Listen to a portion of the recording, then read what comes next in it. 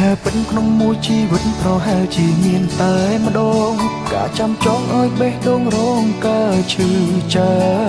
មានអារម្មណ៍កប់ទុកជាច្រើនដែលរូបបងចង់ប្រើចង់ឲ្យមកស្ដាប់វិញមួយជីវិតបងមនុស្សល្ងងតែងតែលួងលោមខ្លួនឯងរាល់ថ្ងៃមិនទទួលស្នេហាថ្មីចាំមកមិត្ត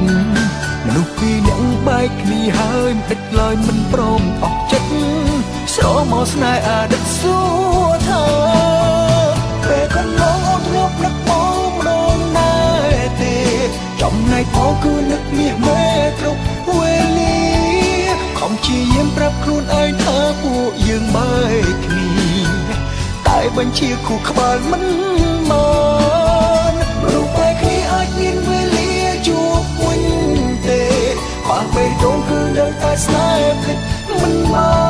កមានវិធីណាធ្វើឲ្យបងភ្លេចកលយាមរឿងប៉ុន្មានហេតុអ្វីអូនភ្លេចងាយម្ល៉េះ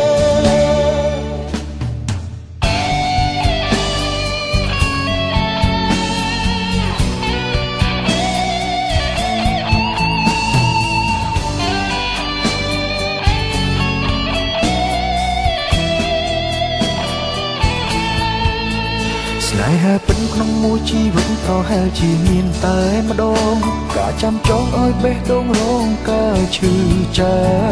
មានអារម្មណ៍កប់ទុកជាច្រើនដែលរូបបងចង់ប្រើចង់ឲ្យមកស្ដាប់វិញមួយជីវិត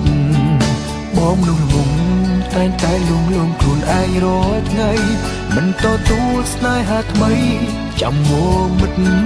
មនុស្សពីរនាក់បែកគ្នាហើយមិនដេចឡើយមិនព្រមអស់ចិត្ត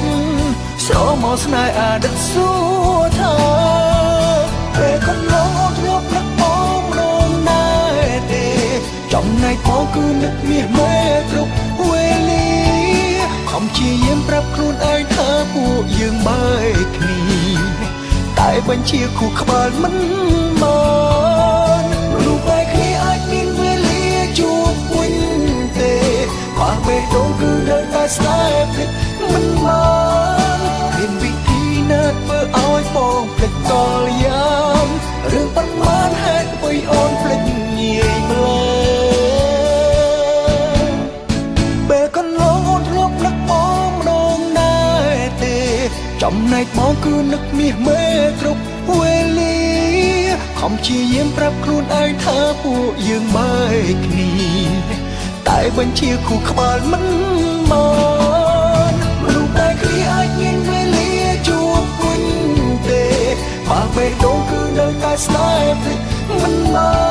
កមានវិធីណាធ្វើឲ្យបងភ្លេចកលយាមរឿងប៉ុន្មានហេតុអ្វីអូនភ្លេចងាយម្ល៉េះមានវិធីណាធ្វើឲ្យបងភ្លេចកលយាម